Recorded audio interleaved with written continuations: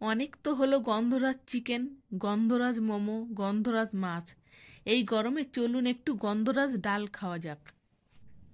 এইভাবে যদি একবার গন্ধরাজ ডাল রান্না করে দেন, তাহলে যারা ডাল খেতে পছন্দ করেন না তারাও এক বাটি চেয়ে খাবে।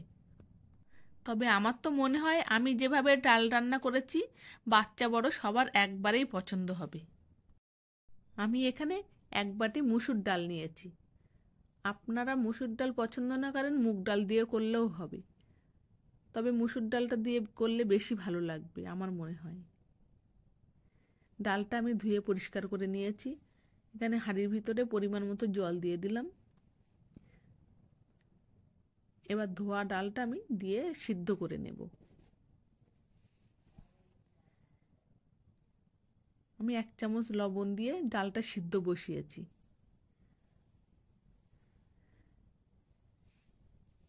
এবার লো ফ্লেমে ঢাকা দিয়ে ডালটা সিদ্ধ হতে দেব।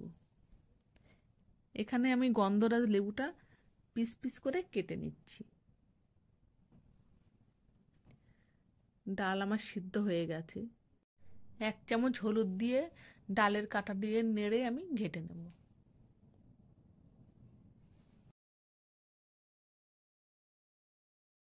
ডালের ভিতরে আমি আরও কিছুটা জল দিয়ে ডালটা একটু পাতলা করে নেব।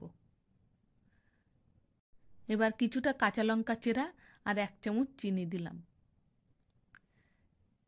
এই কাঁচা লঙ্কাটা খুব একটা ঝাল হয় না, কম বেশি আপনারা দিতেই পারেন।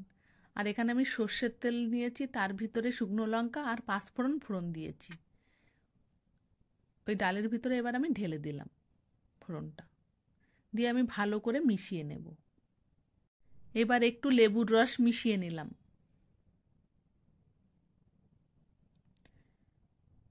এবার গন্ধরাজ লেবুটা স্লাইস করা যেটা ছিল সেটা আমি দিয়ে দেব।